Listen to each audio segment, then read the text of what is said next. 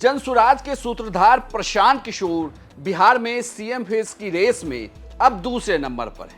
आप कहेंगे कि एनडीए और महागठबंधन के चेहरे पर क्या प्रशांत किशोर अब भारी पड़ रहे हैं? सबसे पहले आपको सी वोटर का पूरा आंकड़ा दिखाते हैं। सीएम का पसंदीदा उम्मीदवार कौन, सी वोटर का आंकड़ा यह कहता है कि तेजस्वी यादव अभी भी इसमें नंबर 1 पर बने हुए हैं। फरवरी में उन्हें 41% लोग पसंद करते थे, जून में 37 और जुलाई में 34%।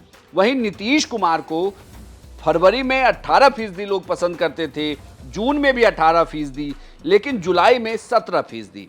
वहीं प्रशांत किशोर जो फरवरी और जून में तीसरे नंबर पर थे, अब उनका कद बढ़कर दूसरे नंबर पर हो गए, यानी कि बिहार में सीएम के पसंदीदा उम्मीदवार की रेस में वो दूसरे नंबर पे हैं। प्रशांत किशोर को फरवरी में 15% लोग पसंदीदा उम्मीदवार बताते थे, फिर जून में 16, लेकिन जुलाई में 19% लोग उन्हें पसंदीदा उम्मीदवार बताते हैं। यानी कि नीतीश कुमार से आगे प्रशांत किशोर निकल गए। इतना ही नहीं, प्रशांत किशोर बीजेपी के तरफ से अगर कोई किसी चेहरे की बात की जाए, सम्राट चौधरी, तो उनसे भी आगे। हालांकि सम्राट चौधरी के नंबर जरूर बढ़े हैं। सम्राट चौधरी को फरवरी में 8%, जून में 7 और जुलाई में 11% लोग पसंद मानते हैं कि सीएम का पसंदीदा चेहरा है।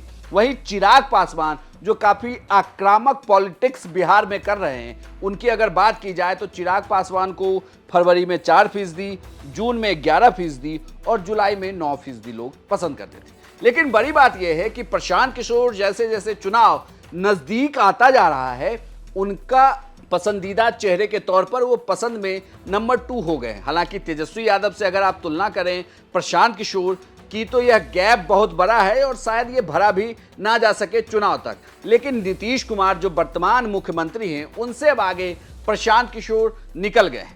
यही हमने जानने की कोशिश की इस आंकड़े के आधार पर सी वोटर के फाउंडर यशवंत देशमुख से कि ये आंकड़े जो कह रहे हैं, क्या इसी तरीके का प्रदर्शन बिहार विधानसभा चुनाव में भी दिखेगा? पीके एक, जिसे आप कह लें कि इस समय बिहार की राजनीति का एक अजीबोगरीब सा फैक्टर बन के उभरे हैं, जिनके कारण अभी सारी राजनीति फिलहाल तो मुझे लग रहा है किसका वोट काटेंगे, कहां काटेंगे, कितना खुद जीतेंगे, कितना दूसरे को जिताएंगे, ये दुधारी तलवार की तरह बन रहे हैं। तो मुझे लगता है कि पीके फैक्टर को जो भी अगर ये सोचता है कि मेरा ये नुकसान नहीं करेंगे, दूसरे का नुकसान करेंगे, मुझे लगता है वो बहुत बड़ी गलतफहमी में है। पहली बात तो ये, आज की तारीख में पीके के फैक्टर को मैं इस तरीके से नहीं नाप पा रहा हूं कि वो केवल एक किसी का नुकसान करेंगे, मुझे ऐसा लगने लगा। और बिहार की जनता भी अब उनको वैसे ही देख रही कि दोनों का नुकसान करेंगे, या अगर वो नुकसान करने पे आए। पीके के अब यहां से अगले कुछ हफ्ते तक नंबर अगर ऑलमोस्ट 20% वो टच करने लगे हैं और नंबर नीचे नहीं जा रहे हैं। अगर यहां से वो 1, 2, 3, 4, 5% और बढ़ाते हैं तो ये बहुत इंटरेस्टिंग एक फैक्टर होगा कि उनका मोमेंटम बढ़ रहा है यहां से या घट रहा है। और बढ़ते बढ़ते फिर लास्ट में ये देखना होगा हमें कि टिकट डिस्ट्रीब्यूशन के समय में उनके हिस्से में किस तरीके के लोग आते हैं और वो उस मोमेंटम को कन्वर्ट कर पाते हैं वोट में या नहीं। तो अब यहां से मुझे लगता है कि तेजस्वी यादव, जैसे आपने कहा, नंबर 1 चॉइस थे, नंबर 1 चॉइस बने हुए हैं, क्योंकि उनके पास में उनका जो सामाजिक गठजोड़ है मुस्लिम यादव मतदाताओं का, वही 30 से 35% की थाली सजा करके उनको ऐसे ही दे देता है। तो जहां तक अपोजिशन का सवाल है, मुझे लगता है वहां पर तो कोई उनको संदेह नहीं है कि तेजस्वी जिस जगह पे पोजीशन है। हालांकि मेरी अपेक्षा है, और शायद अब हो, जितना मैं एग्रेसिव कैंपेन सोच रहा था कि तेजस्वी करेंगे, अभी तक मिलिंद मुझे वैसा देखने को मिला नहीं है। हो सकता है आने वाले हफ्तों में, आपको याद होगा 5 साल पहले अपने ट्रैकर में जब हम देख रहे थे तो एकदम से देखते देखते अंत के 6 हफ्तों में जम के ग्राफ तेजस्वी यादव का बढ़ा था, जब उन्होंने बेरोजगारी और नौकरी की बात की थी बहुत ज्यादा ताकत लगा करके।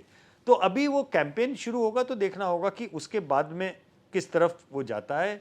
फिलहाल पॉपुलैरिटी और ट्रैक्शन या मुद्दों के ऊपर बात करने में मुझे लगता है कि पीके और तेजस्वी के बीच में एटलीस्ट नैरेटिव में और पब्लिक साइक में आप कहें तो इन दोनों की जो रस्साकशी है वो ज़्यादा जगह घेर रही है बाकी लोगों से।